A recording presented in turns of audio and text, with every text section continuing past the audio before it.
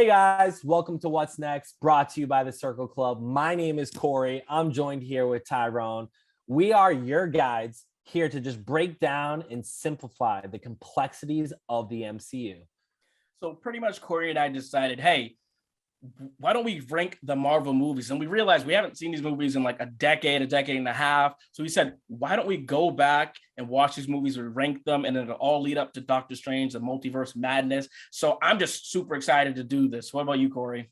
I'm super excited to go back, revisit these things that were honestly so awesome when we first watched it, but really set us up here moving forward. So before we do get started, guys, just make sure to follow us, subscribe to our channel, and join us on this journey to ponder the question.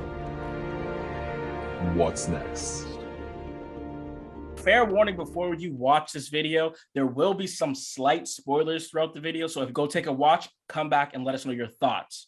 Here's what's next. We have 8 categories to go and break down the movies. Go ahead and pause the video to check those out. Today, we have Iron Man 1.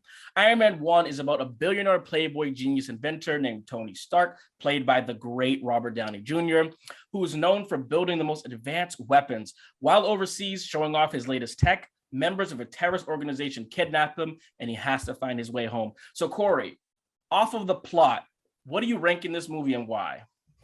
Yeah, so right off the bat, I'm gonna give it a 5 out of 5, and you might say, "Whoa, 5 out of 5."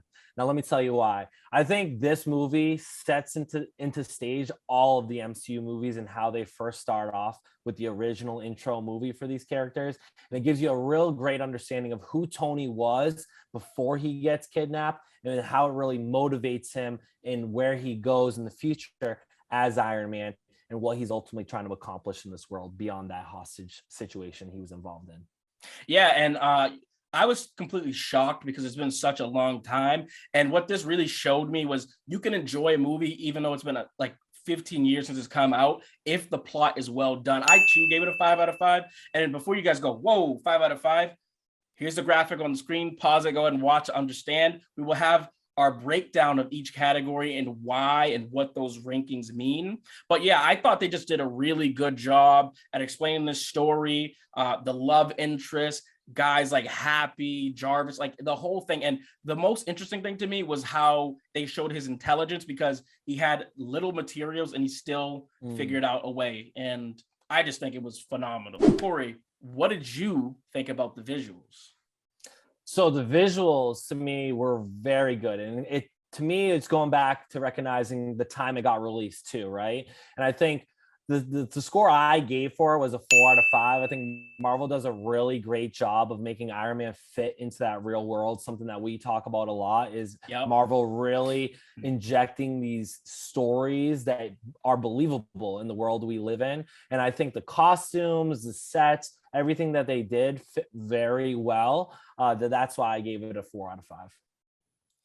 I think that's fair. I mean, I gave it a 4.1. So it's probably right there. I think some of the special effects are products of their time, but like for the most part, it's mostly there. And again, that was really shocking as well, because again, when this movie came out, like we're talking about Spider-Man, we're talking about Batman. So like the special effects really weren't there. And I think this really elevated the game. And what you can see from the special effects in this is, wow, this was the foundation of where we are today, you know? Yeah, I think the action sequences and like the explosions and you just mixing in the CGI of Iron Man with also just the real world things that are going on, it flows very well. And it doesn't have that CGI pop that you normally would see from that time era, right? That would make it obvious in a sense if it really fit well. And I think you make a great point where it's like, we always talk about this, where Marvel feels real, and they do a really good job at that. What about the cast in this? So the casting really shocked me. Like a lot of the members of this first movie they last throughout the entire series, which I didn't even realize. Like maybe it's just because I was younger at the time, so I didn't really pay attention. Like for example, Jarvis, I was like, wait, that's literally the same Jarvis. What? And like to have that longevity and to know, no, these people can handle the role. I mean, it just really, really great job. I gave them a 4.5 out of 5. The only reason they didn't get a perfect score here is because I think Terrence Howard just quite didn't fit the role compared to the War Machine that we know today. And I think it could have worked, but the recasting just felt right to me. What about you? Yeah, I'm of the same tone. I give it a 4.5 out of 5. Obviously, Robert Downey Jr. is an impeccable Tony Stark / Iron Man. No I question. really like the side characters. I think Pepper, Tony, Jarvis himself, even though he's just a voice, is very well done, matches the characters perfectly. Even Obadiah is a solid villain. I think the one problem for me was Terrence Howard. I just really, to me, didn't feel the type of chemistry between Robert Downey Jr. and Terrence Howard that I was really hoping for. And I really didn't feel the character that Terrence Howard was playing out of him. It just felt more of Terrence Howard than actually Rhodey. You know what I'm saying? Totally. And I think it was almost like sometimes it felt like he was forced into the MCU. Like it didn't feel like they were like dancing. And for those who are rewatching with us, take note of this, because when you go and watch Iron Man 2, you will notice, oh, the dynamic is completely different. Like they figured out like, no, this isn't like, oh, I'm the subordinate, or like Tony's like, you know, running man or whatever. Like there is like a relationship, and it's an eye-to-eye relationship. So I completely agree with you there. I felt the separation between the two characters in this first one. The action, right? We're watching superhero movies. Action is very important. Tyrone, what do you think about the action in this movie? So I'm not like full disclosure, I'm not a huge action guy, but I thought this movie had like a nice blend of it, but they didn't really go over the top with the action for me.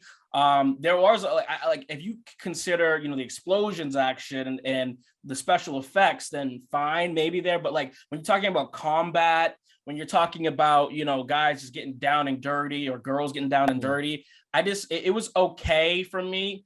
At some moments it even felt a little too easy. So I gave it a 3.5 out of 5. And that's not a slight on it. It was just a 3.5 for me. It didn't do anything to really send me over the top, but it was good. How about you? Yeah, so for me, I enjoyed the action. I think enjoyed is a great way to put it, right? Like there was nothing that was really jaw-dropping for me that made me say, wow, like this is impeccable. But I think to my point and what I was saying before with how they fit Iron Man in here with the CGIs, I think it was really a 4 out of 5. And I think the reason for that was because there was moments that were really cool, right? The fight of him coming out of the cave. I think two things that I really enjoyed a lot too was the Golmira fight and the dog fight, right? You really get a great visual at Tony, really Iron Man, getting his first action out there in that Mark II suit. And I think it's very, very intriguing action that keeps you locked in those moments, but definitely doesn't get you saying like, wow, this is something I've never seen before. So that's why I give it a 4 out of 5 on the action. Yeah. And for me, the reason I didn't give it like a 2.5, like, because it really wasn't very cliche. It was, as you said, there was a little bit of combat skill to it, but for me, it just didn't like, it wasn't jaw dropping. And that's pretty much where I came to with that decision. But I think for those who do like action, there's definitely enough here to make you go, okay, yeah, this is great. What do you think about the humor? Because off the bat, that was something I was really nervous about, because I was like, this is a movie that came out in 2008. Here we are in 2022. Like, is that going to age? What do you think? Yeah, so there's definitely at the time, looking back, some potential risky type of humor that they put in here. However, I think the humor is very well done, and I think it's a testament also to the casting of Robert Downey Jr. Like for me, one of the biggest things that I just recall is just Tony's quick snapback replies, right? His witty responses, and it's always just like it perfectly hits the mark. It gets that laugh out of you, where it's unique and original enough to Tony that makes it not feel just forced or over the top, but they also don't leave you with anything that's like my belly's hurting laughing, right? So I think for the tone of the movie, I don't really think it was trying to go for anything funny, but when it did try to execute on the humor, they did a good job. So I actually gave it a 4 out of 5 on the humor. So me personally, I gave it a 4.5. I was like cracking up. There were a lot of jokes that didn't age well, in my opinion, but I thought they were still funny. And like, because I'm from that era, I remember thinking, you know, this is funny. This is cringy at times, but it's still funny.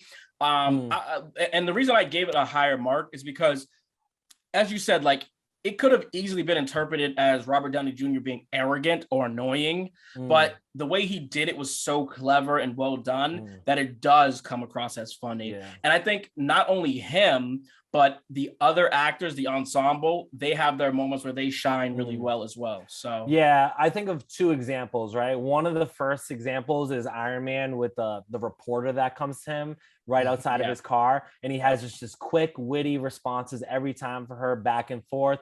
We'll give you a quick snapshot of that here. Christine Everhart, Vanity Fair magazine. Can I ask you a couple of questions? She's cute. She's all right. Hi. Hi. Yeah.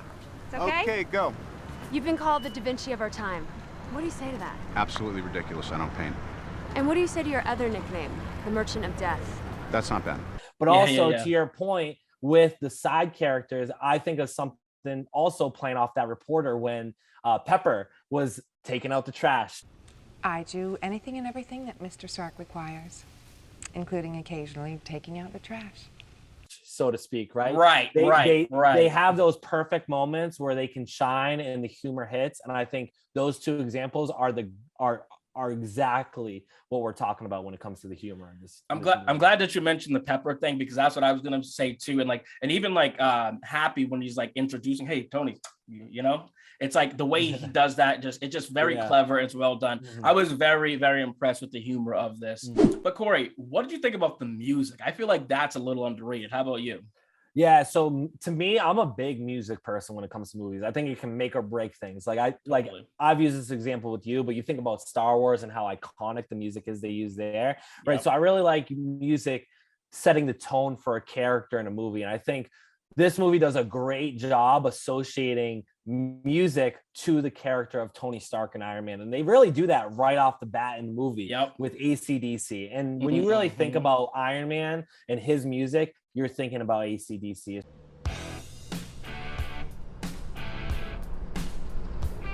Especially as you go later on into his other appearances, there's a lot of AC/DC references. And I think right off the bat in the Humvee, with the whole interaction he had, but also injecting it with that AC/DC type of music, perfectly fits the vibe of Tony Stark and Iron Man and sets the tone moving forward for what you associate to Iron Man and the music related to him.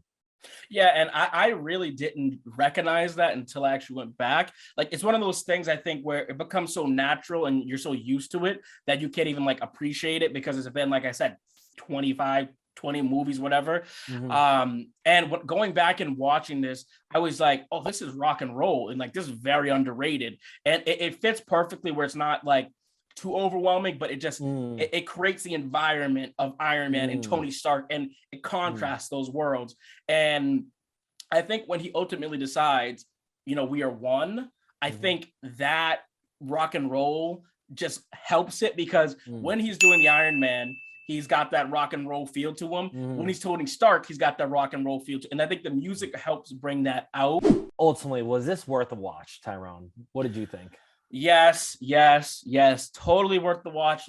I can't think of a better way to start off the MCU. There's really not a ton of debate here. It's definitely a yes. And you?